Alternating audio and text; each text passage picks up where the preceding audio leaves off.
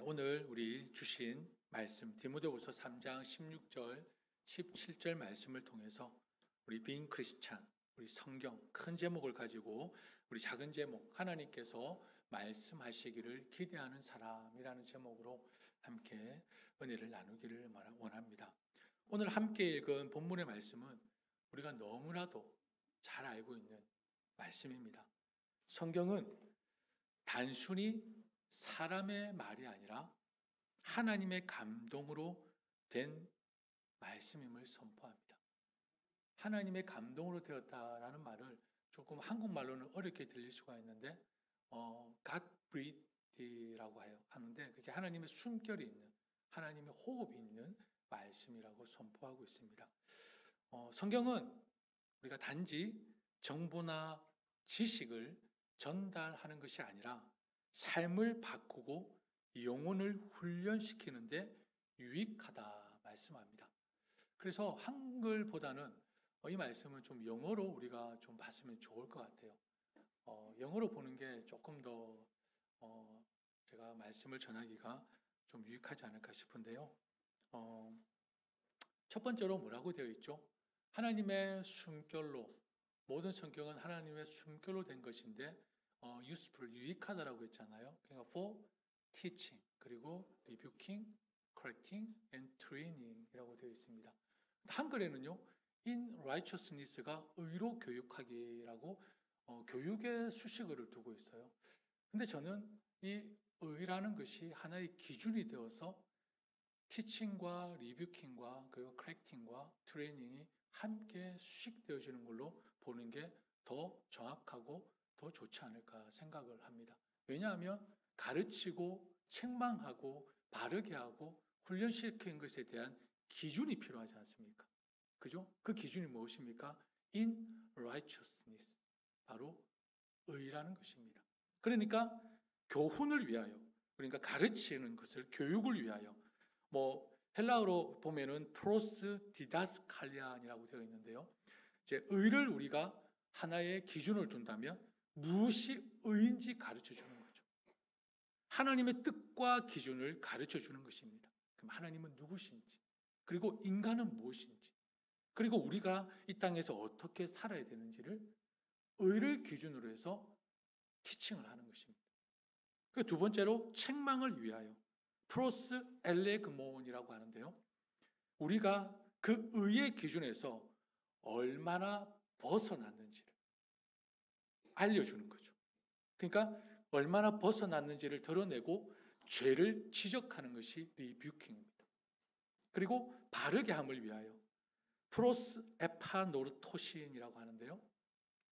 의의 길에서, 그냥 의를 기준으로 해서 의의 길에서 벗어난 것을 바로 잡아 올바른 길로 돌아오도록 도와주는 것까지. correcting. 그죠? 그게 회복이 있는 거예요. 새롭게 하는 거예요. 그리고 마지막으로 이제 파이데이아라고 들어보셨죠? 우리 동네에 보니까요. 파이데이아 학원이 있더라고요. 파이데이아가요. 헬라어입니다. 이게 바로 트레이닝이라는 뜻이에요. 헬라어로 파이데이아. 그러니까 프로스 파이데이아. 그러니까 교육을 위하여, 훈련을 위하여. 그러니까 회복이 되어져서 새로워져서 이 교정된 상태에서 그치지 않고 이 의를 기준으로 해서 의가 삶의 방식과 습관이 되도록 지속적으로 훈련하고 양육하는 것이 바로 트레이닝입니다. 그러니까 의가 기준이 되는 거죠.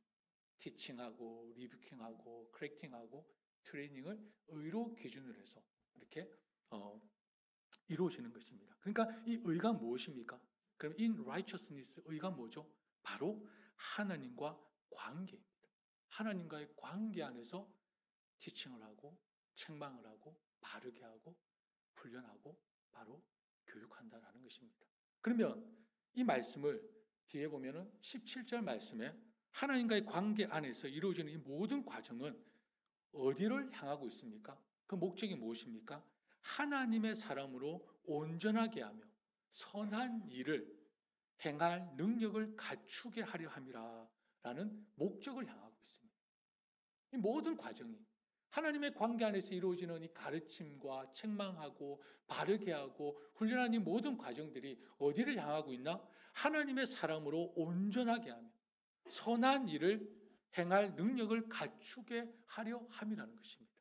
그러니까 여러분, 성경은요, 한 사람을 변화시켜 누구를 세우는 것입니까? 하나님의 사람을 세우는 것입니다. 한 사람의 그리스도인을 만드는 능력의 말씀이 바로 성경이라는 것입니다. 그러므로 그리스도인이 된 사람은 날마다, 뜨문뜨문이 아니고요, 날마다 나는 누구이고 어디에 서 있는지를 계속 물어봐야 하는 것입니다. 어디 앞에서 물어야 합니까?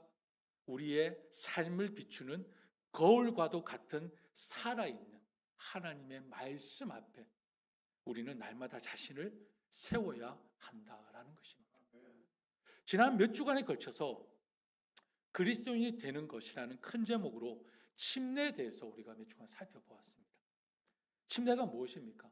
예수 그리스도와 연합하여 하나님 나라의 공동체의 일원이 되는, 하나님 나라의 공동체의 백성이 되는 믿음의 고백이며 새로운 삶의 출발점이라고 말씀을 드렸습니다. 그러면 오늘은 그리스도인이 되는 것, 그 두 번째로 all scripture, 바로 성경에 대해서 함께 나누기를 원합니다. 여러분, 성경하면 가장 먼저 무엇이 떠오르십니까? 성경. 정말요? 저는 수면제라고 말씀할 줄 알았어요. 수면제라고 말씀하실 줄 알았는데 정확한 답을 주시니까 제가 좀 당황스럽습니다. 그저 우리가 성경하면 정말 두꺼운 책, 보기 어려운 책으로 우리가 이미지가 확고하게 굳어져 있지 않습니까? 그리고 읽으려고만 하면 왜 그리 졸음이 쏟아지는지, 그죠? 잠자기 전에 너무나도 가장 특효약이나 수면제와 같은 그런 책. 그리고 어떤 사람들은 이렇습니다. 교회에 다니니까, 그래도 명색이 교회를 다니니까 어쩔 수 없이 한 번은 읽어야 할 것 같은 그런 책 정도. 이렇게 부담감으로, 때로는 의무감과 책임감으로 다가오는 것이 성경이 아닐까 생각합니다. 하지만 여러분, 본래 성경은 그런 책이 아닙니다. 우리가 생각하고 느끼는 그 너머에 있는 성경의 진짜 의미를 오늘 말씀을 통해서 우리 모두가 함께 발견했으면 좋겠습니다. 하나님의 음성을 듣기 원하는 우리에게, 하나님의 따뜻한 위로와 지혜를 구하는 우리에게 성경이 얼마나 놀랍고 위대한 선물인지 그 진정한 의미를 나누고 깨닫는 이 시간이 되기를 축복합니다. 많은 사람들이 성경을 읽을 때 오래된 역사책이나 조금은 딱딱한 규범이나 교리 모음집처럼 느끼는 사람들도 있습니다. 그리고 이 성경을 읽을 때마다 나와는 상관없는 옛날 이야기 같고 책상에 앉아 혼자 읽어내야 하는 과제처럼 느끼는 사람들도 있을 것입니다. 하지만 여러분, 성경의 시작은 지금 우리의 모습과는 너무나 달랐습니다.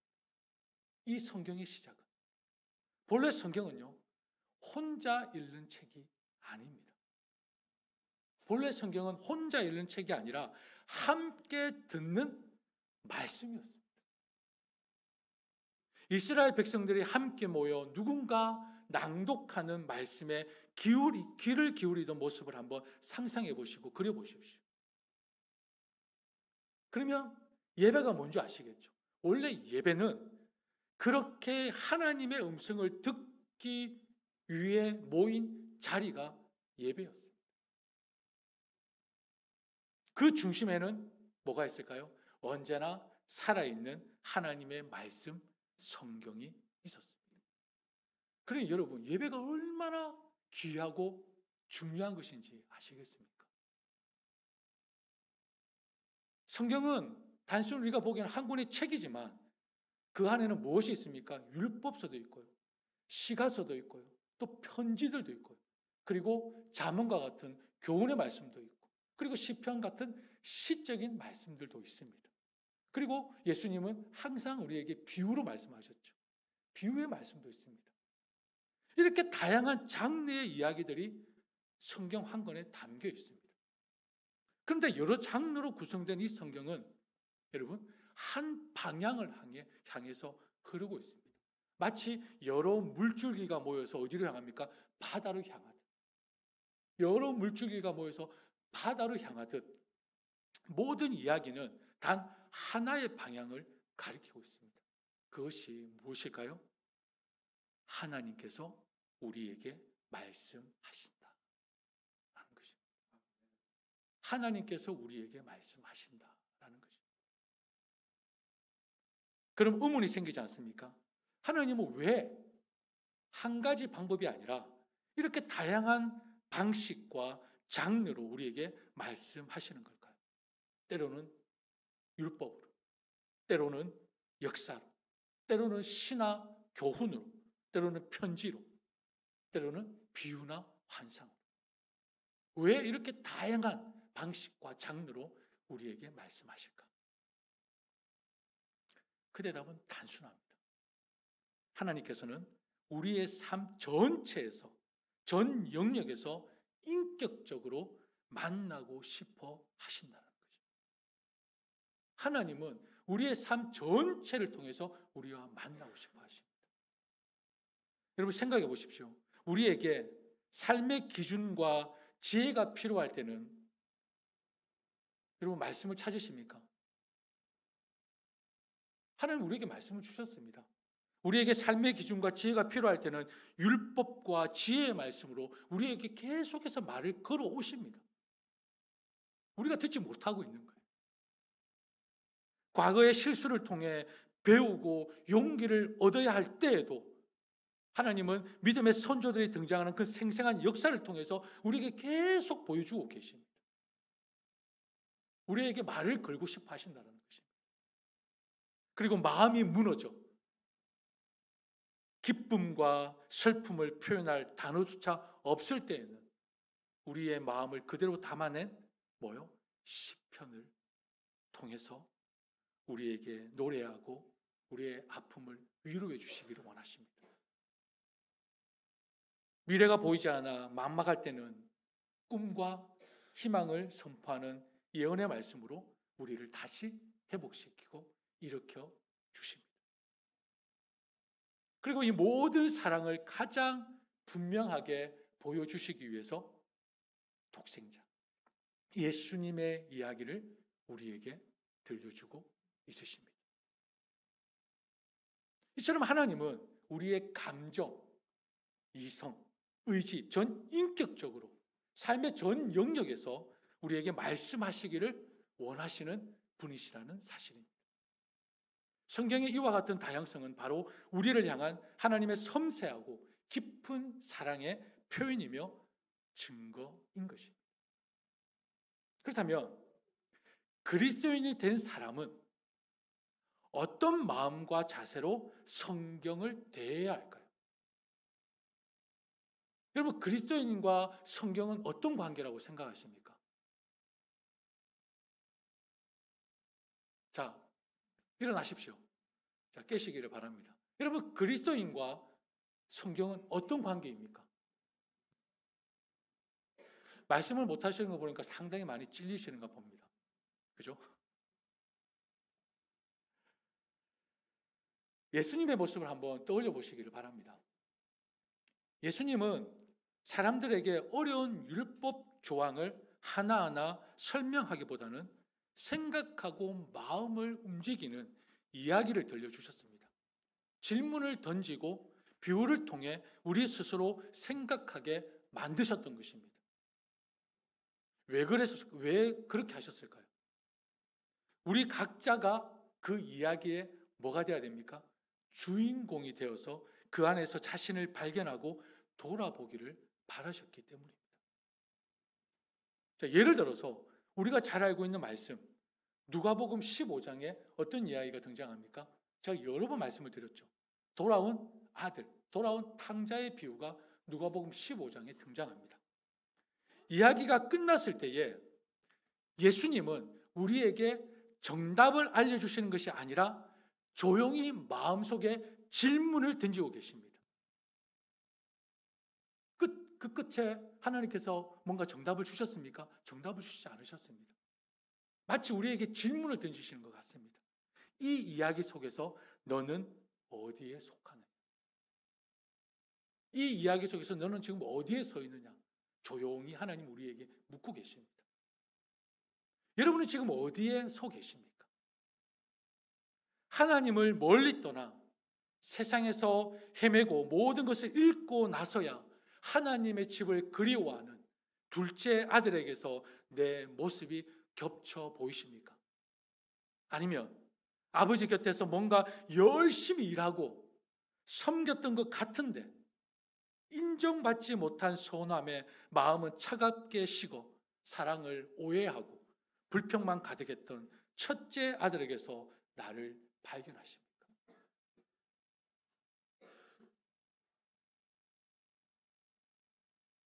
여러분 질문이 되어지니까 계속해서 생각하게 되십니까? 보십시오. 여러분 성경은요. 우리에게 계속 말을 걸어오고 있습니다. 하나님의 숨길이 담긴 살아있는 말씀이기 때문입니다. 이 상황이 바로 너의 이야기라면 지금 이 돌아온 탕자의 상황이 너의 이야기라면 너는 지금 어디에 서 있느냐? 너는 지금 무엇을 하고 있느냐? 라고 하나님께서 나에게 지금 묻고 계시는 것입니다. 누구에게 묻고 계십니까? 누구에게요? 나에게 묻고 계시는 거죠. 나에게. 그런데 성경을요, 이상하게 꼬아서 적용하시는 분들이 있어요. 간혹. 하나님께서 나에게 묻고 나에게 주신 말씀을 이상하게 방향을 틀어서 너에게 적용하는 분들이 있어요. 하나님은 나에게 묻고 그 말씀이 나에게 적용되어지기를 원하십니다. 나에게 말을 걸어오시는 거예요. 근데 나에게 주시는 말씀을 이상하게 방향을 틀어서 너에게 적용을 시켜요. 그 말씀을. 무슨 오류죠? 오류가 아니죠. 이거는 죄입니다, 여러분. 자신이 하나님이 되는 엄청난 오류를 범하고 있는 것입니다. 자신이 하나님이 되는. 여러분, 하나님은요, 나와 말을 나누기를 원하십니다. 하나님은 나와 대화하기를 원하십니다. 너에게 말씀하시는 것이 아닙니다. 기억하십시오. 하나님은 너가 아니라 나에게 묻고 나와 대화하시고 내 삶에 내 자신에게 이 말씀, 이 이야기를 적용하기를 원하신다는 것입니다. 결국 그럼 성경은 무엇입니까? 나 자신을 비추는 거울이 되는 것입니다. 그 거울 앞에서 지금 내 모습을 발견하고 사랑으로 나를 바라보시는 하나님의 시선에 어떻게 내가 응답할지 나의 대답을 기다리는 살아있는 하나님의 말씀임을 잊지 마시길 바랍니다. 성경은 믿음의 모범이 되는 인물들의 그런 삶과 이야기도 있지만 실패와 실수를 통해 우리에게 더 깊은 가르침을 주는 반면교사의 이야기들로 또한 가득합니다. 다른 이의 잘못을 거울 삼아 자신을 돌아보고 더 나은 길을 찾게 하는 지혜의 말씀인 것입니다. 사도 바울은 고린도전서에서 광야 이스라엘 백성의 역사를 반면교사의 대표적인 예로 제시하고 있습니다. 그들의 실패를 통해 후대 신앙인들이 교훈을 얻어야 한다고 명확하게 밝히고 있습니다. 말씀을 같이 한번 읽어볼까요? 그러나 그들의 다수를 하나님이 기뻐하지 아니하셨으므로 그들이 광야에서 멸망을 받았느니라. 이러한 일은 우리의 본보기가 되어 우리로 하여금 그 일이 악을 즐겨 한 것 같이 즐겨하는 자가 되지 않게 하려 함이니. 그리고 11절 말씀을 같이 한번 읽습니다. 그들에게 일어난 이런 일은 본보기가 되고 또한 말세를 만난 우리를 깨우치기 위하여 기록되었느니라. 아멘. 하나님의 말씀입니다. 사랑하는 여러분, 하나님은 저와 여러분에게 이 생명의 말씀, 성경을 주신 이유는 나와 관계 맺기를 원하시기 때문이라는 것입니다. 우리를 향한 하나님의 사랑의 편지입니다. 우리가 누구인지, 무엇을 위해 지어졌는지, 어디로 가야 하는지를 알려주는 하나님의 마음이며 하나님의 사랑이며 하나님의 음성이 바로 이 성경이라는 것입니다. 따라서 성경을 읽지 않는다는 것은, 함께 모여 하나님의 말씀을 듣지 않는다는 것은 하나님께서는 나에게 말씀하시기를 원하시는데 내가 듣지 않겠다고 마음을 닫고 귀를 막고 있는 것과 같은 것입니다. 엄중한 경고의 말씀으로 들으시기를 바랍니다. 성경은요, 뭔가 베스트셀러를 한번 읽고 덮어두는 책이 아닙니다. 그런 류의 책이 아닙니다. 지금도 살아서 역사하시는 하나님의 말씀입니다. 그게 성경입니다.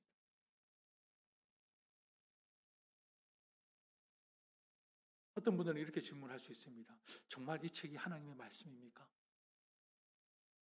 믿음이 없는 사람은 충분히 의심하고 물어볼 수 있는 질문이라고 여기십니다. 왜냐하면 우리의 신앙의 기초가 되는 하나님의 말씀인 성경이 믿을 만한 것인지에 대한 확신이 없다면 우리는 그 위에 믿음을 세우기 어렵기 때문입니다. 성경을 한번 찾아볼까요? 같이 읽습니다. 여러분이 무엇보다도 먼저 알아야 할 것은 이것입니다. 아무도 성경의 모든 예언을 제멋대로 해석해서는 안 됩니다. 예언은 언제든지 사람의 뜻에서 나온 것이 아니라 사람들이 성령에 이끌려서 하나님께로부터 오는 말씀을 받아서 한 것입니다. 분명히 하나님께서 말씀하셨습니다. 같이 읽습니다. 하나님의 말씀은 살아있고 힘이 있어서 어떤 양날 칼보다도 더 날카롭습니다. 그래서 사람 속을 꿰뚫어 혼과 영을 갈라내고 관절과 골수를 갈라놓기까지 하며 마음에 품은 생각과 의도를 밝혀냅니다. 아멘. 하나님께서 분명히 이 말씀이 어떤 말씀인지 말씀해 주셨습니다. 이것만으로도 믿음이 조금 부족한 사람들은 부족할 수 있지 않겠습니까? 그러면 성경은요, 약 1600년에 걸쳐서 40명의 저자가 기록한 책입니다. 이들 중에는 왕도 있고요, 선지자도 있고요, 그리고 어부도 있고, 세리도 있고, 의사도 있습니다. 다양한 신문과 배경을 가졌습니다. 그런데 이 책은 이렇게 오랜 역사를 거쳐 다양한 사람들이 만든 기록된 책이지만, 사람들에 의해서 기록된 책이지만 일관된 주제를 가지고 있습니다. 바로 하나님은 인간을 사랑하시며 그들을 구원하시기 위해 일하신다는 이야기입니다. 일관된 주제를 갖고 있습니다. 1600년에 걸쳐서 40명의 저자로 의해 기록된 것이지만 일관된 주제는 하나님이 우리를 사랑하시고 우리를 구원하시기 위해 일하신다는 이야기입니다. 말씀입니다.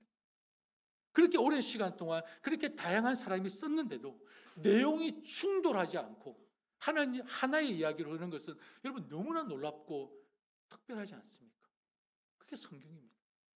그리고 그뿐입니까? 고고학적으로, 역사적으로 자료들이 성경의 신뢰성을 뒷받침해주고 있습니다. 요즘 여러분 인터넷이 얼마나 많이 발달되었습니까? 고대 도시나 인물, 전쟁, 관습 등에서 성경에 기록된 수많은 사실들이 지금 발굴되어지고 있고 연구되어지고 있습니다. 실제 존재했음을 알려주고 있습니다. 조금만 관심만 가지면 얼마든지 그 방대한 자료를 볼 수가 있습니다. 서치하십니다. 그리고 무엇보다 중요한 것은 성경이 가장 많은 뭘 가지고 있을까요? 코덱스, 파피루스 이런 카피본을 가지고 있습니다. 예를 들어서 여러분 플라톤 얼마나 유명한 철학자입니까? 그 글은 7개의 고대 사본이 있다고 합니다. 7개의 고대 사본. 그리고 가장 오래된 것은 원본보다 약 한 1200년 뒤의 것이라고 합니다. 근데 여러분 신약 성경은요, 얼마나 많은 사본을 가지고 있는 줄 아십니까? 5000개가 넘는 사본을 가지고 있습니다. 다른 말로, 다른 언어로 하면요, 3만 개가 넘는 사본을 가지고 있는 것이 바로 성경입니다. 성경. 가장 오래된 사본은 예수님 사후에 불과 30년, 100년 사이에 기록된 것도 있습니다. 이처럼 방대한 사본들이 있다는 것은 원문의 내용이 얼마나 신뢰할 수 있는지를 보여주는 강력한 증거가 되고 있습니다.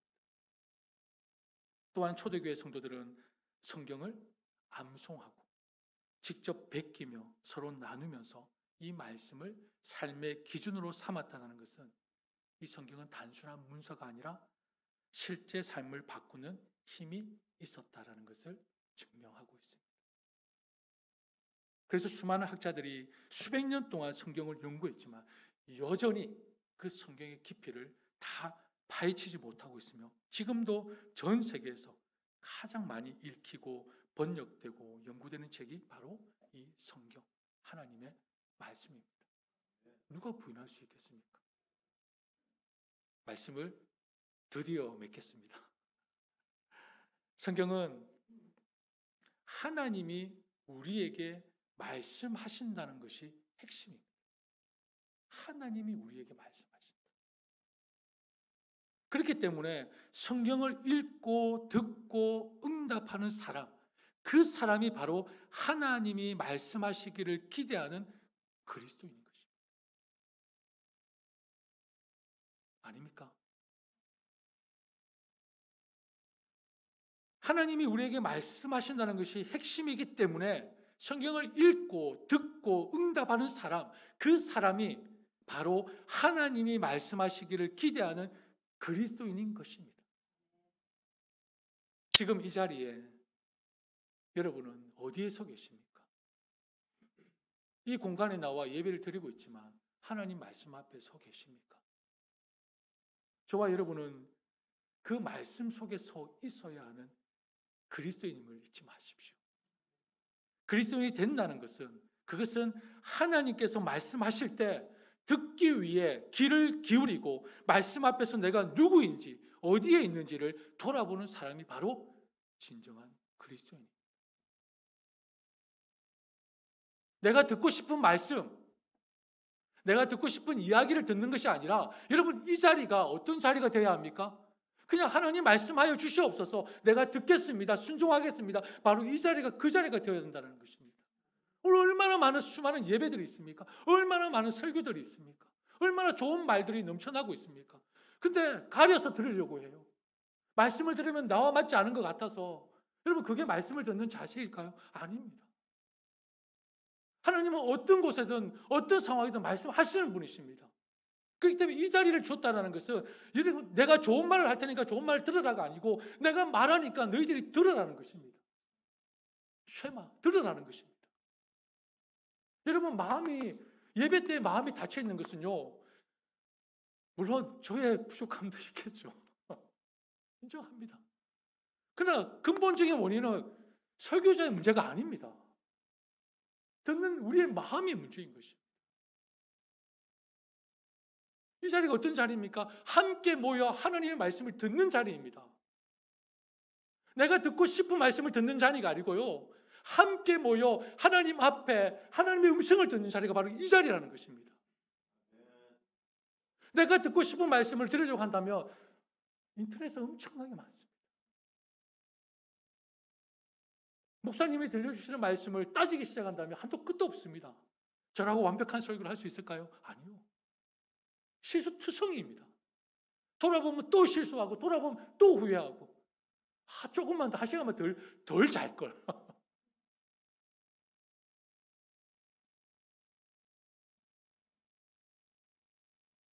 여러분 이 세상에 완벽한 설교가 있을까요? 없습니다. 하나님의 말씀만이 완벽한 것입니다. 하나님의 말씀만이 완전한 것입니다. 그래서 제가 계속해서 말씀을 보여주는 이유가 바로 그것입니다. 계속 말씀을 같이 읽는 이유. 하나님 말씀만이 흠이 없고 완전하시기 때문에. 여러분 깨십시오. 예배를 사모하십시오. 허락되어진 예배조차도 사모하지 않는다면 어떻게 우리가 그리스도인이라고 말할 수 있을까요?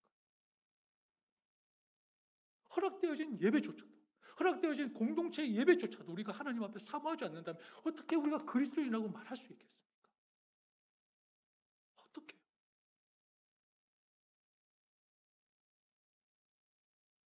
말씀처럼 그리스도인이라는 것은, 그리스도인이 된다는 것은 하나님께서 말씀하실 때 듣기 위해 내 귀를 기울이고 말씀 앞에서 내가 누구인지 어딘지를 돌아보는 그 사람.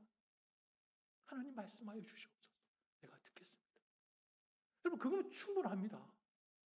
그거 충분합니다. 뭘 더 우리가 이 자리에 나와서 들으려고 하십니까?